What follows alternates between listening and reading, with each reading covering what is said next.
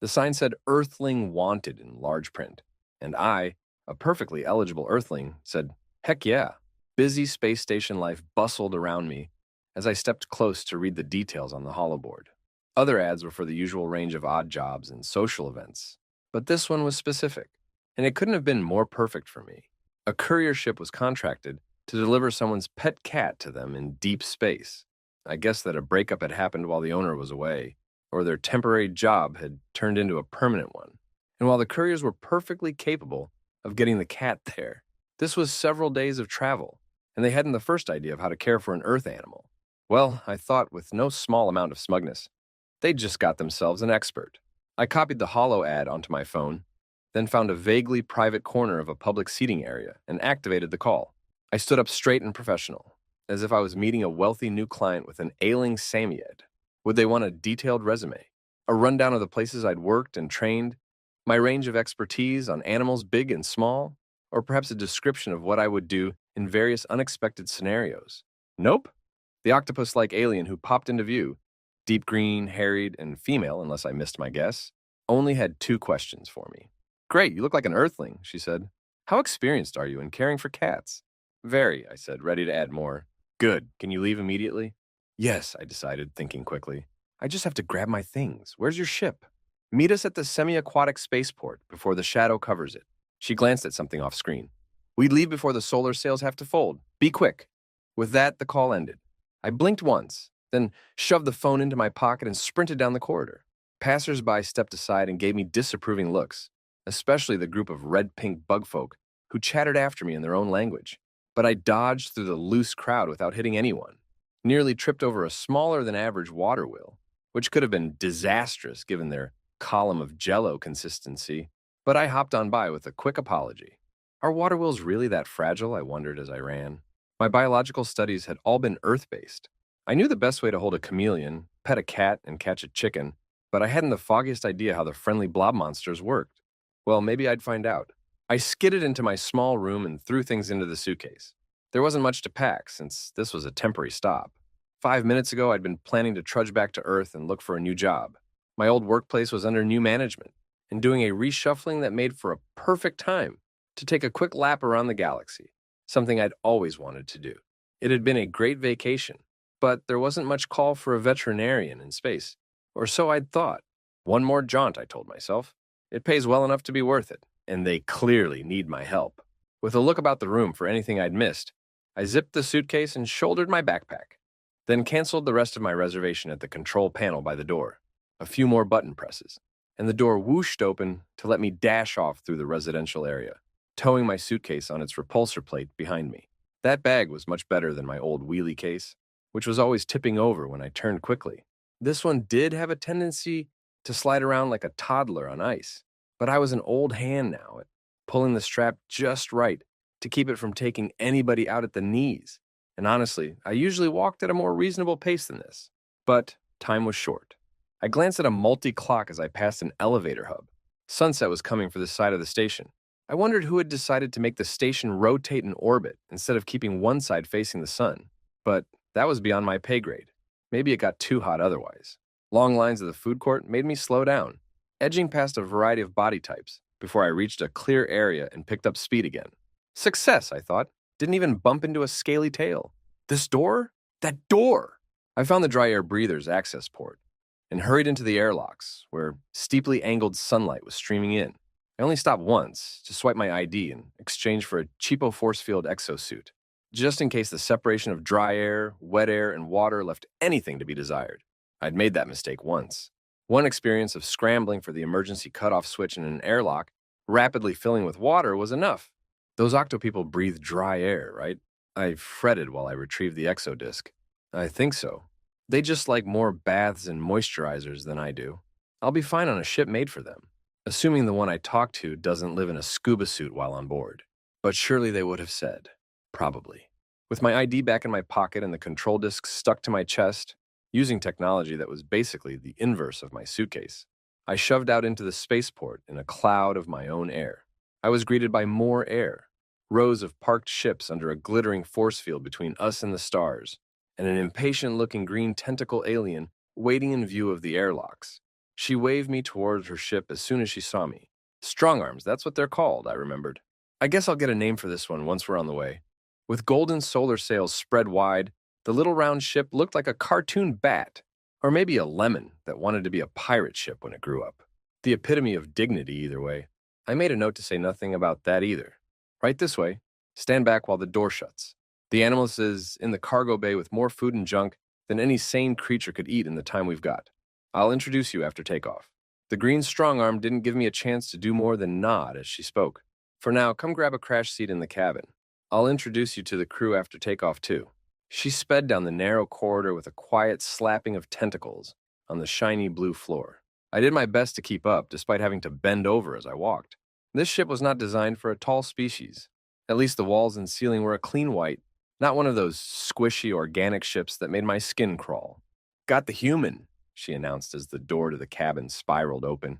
She waved several tentacles back at me, one pointing at a chair near the wall that had a fighting chance of fitting me. Quick, quick. I ducked through the sphincter door, also gross but less so, waved at the dozen or so random aliens, then shoved my suitcase behind the chair and sat. The chair was cup-shaped and way too small, but at least the back was flexible. I could feel a localized gravity field in place of a seatbelt. These folks have a lot of faith in their ship's power source, I thought, as I lifted my backpack to where it would give me neck support. Here's hoping we don't crash, for lots of reasons. The crew were mostly ignoring me, though in a polite way. Strong arms, Frillians, and a few heat seekers. Octo people, colorful fin-covered bipeds who looked like tropical fish that had learned to walk, and little lizardy folks. All air breathers, though 2 out of 3 had aquatic origins. As the engine hummed to life, I shut off my exofield. Damp air caressed my face like someone breathing on me from uncomfortably close. Great. But it was breathable and wouldn't damage my stuff, and we were already in space, judging by the view screen that had just registered some very quick movement. Only stars and a few distant ships were in front of us now. All right, introductions, announced the green strong arm. You can call me Cam. What's your name, human? Robin Bennett, I said, sitting up straight. Earth animal expert at your service. Cam accepted that and rattled off the names of everyone else in the room, then gave a quick rundown of the journey we could expect. 3 standard days, no wormholes planned, no asteroid showers or other hoo-ha expected. And now that we were clear of the space station's shipping lanes, we could make good time and move about the ship. Cam hopped out of her seat and hit the floor with a wet smack. This way, animal expert.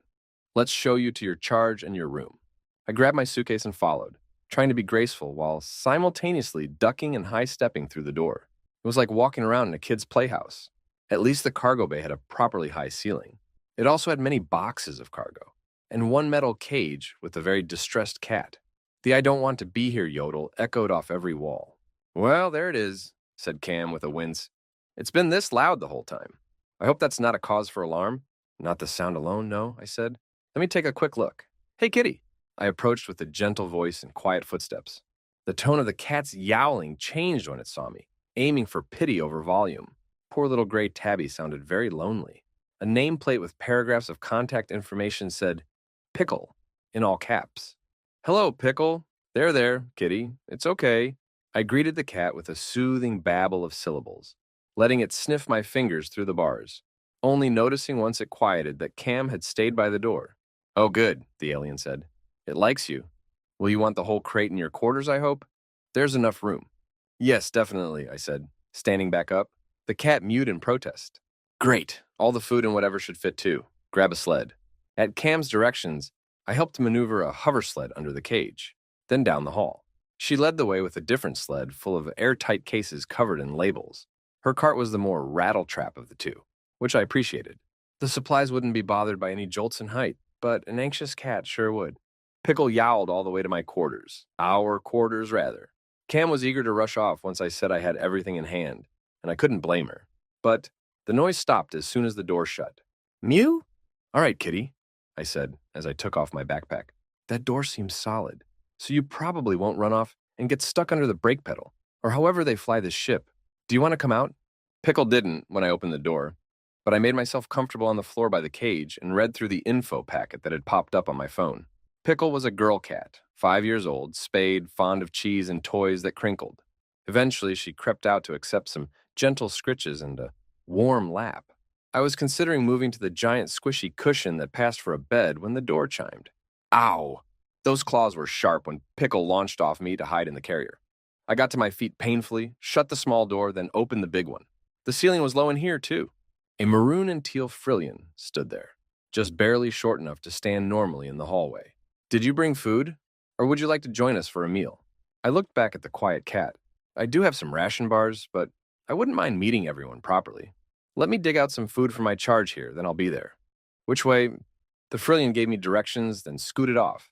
I turned to the multiple boxes labeled food and checked the info packet. Pickle had preferences, but of course she was too scared to eat. I left the tray of high-quality wet food inside the cage, alongside a dish of water and a well-chewed toy mouse that promised to have familiar smells. Then I gave her some quiet time, and I got some fun time. The crew turned out to be outgoing and friendly, with many a joke ready about the types of food that my species was known to eat. They were mostly a carnivorous set of one kind or another, fish, bugs, rodents. Not a T-bone steak among the lot. They weren't fazed by any kind of plant food, but the existence of dairy products as a whole was soundly denounced as vile weirdness. Honestly, it makes sense, I laughed.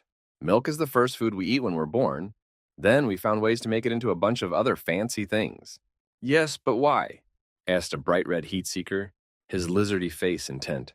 Organic drippings sound like the absolute last choice of edible foods. Spoken by someone who has never tasted ice cream, I told him. Or pizza. Those are some of the best foods out there. I've heard humans mention pizza before, said a large gray strong arm. He gestured with something that looked like an uncut sushi roll. What actually is it? I happily explained, then had to go on a tangent about bread, since that was apparently a weird human thing too. Really? None of you folks have food made of processed grains? I asked to a row of blank stares. Guess not, but okay, it's crushed grain and water with yeast. Those are little microscopic creatures that help turn it into proper food. As I understand it, the air bubbles in the finished bread are their farts. I'm not doing a good job of selling this, am I? I swear it tastes good. The big strong arm laughed loudest. No, but keep going. You were going to circle back to cheese and why it's not rotten. I did my best, eventually giving up, while insisting that they would probably like at least some of my species' barbaric dishes if they ever got a chance to try them. It was a fun conversation, and the food was all right too. A bit fishy, but I'd had worse. I was sad to see the meal end, with everyone scattering off to their various tasks, some of which might have been fun to help with, untangling cords or organizing cases or deciphering random space messages. But my duty was with the cat. Pickle was caterwauling loud enough to be heard from the end of the hallway. I hurried in and comforted her again, opening the cage and settling in to rest on the cushion bed with her snuggled next to me. With nothing else to do, I drifted off into a nap that was more restful than expected, given the alien bed. I woke, braved the alien bathroom, then went back to sleep. Even after the vacation I'd been taking, it was a bizarre luxury to have no demands on my time. I didn't even know what kind of day-night cycle this ship was on. And it didn't matter. I slept as much as I needed to, ate a couple ration bars, fed and played with Pickle, and I read a book I'd been meaning to get around to. It was nice. Crew members showed up occasionally to invite me to meals, but otherwise I spent the whole trip in my quarters. And as much as I enjoyed the camaraderie of dinner time, the guilt I felt every time I returned to piteous meows kept me from staying out longer. I really would have liked to, though. They even had a music night with instruments I'd never heard of. There were spares that I was welcome to try. But Pickle had been scratching at the cage the last time I returned. And if she tore a claw because I wanted to know what an alien trumpet sounded like, then I would have failed in my duty. So I stayed with the cat, who purred like an outboard motor, and I did some more reading. It was still nice, peaceful, but I'd be lying if I said I didn't want to take a turn at the radio station, listening for gossip and distress calls and triple-encoded secret messages. The end of the trip caught me off guard. Cam showed up with a 10-minute warning before the time we needed to have the crates stowed in the cargo bay, and me seated in the cabin. Already? I blurted. Right, I'll be packed up in a jiff. Got the sleds.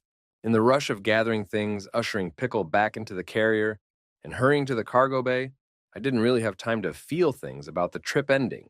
But I felt them anyway. I'd miss my little snuggle buddy. I hoped she had a good life ahead of her.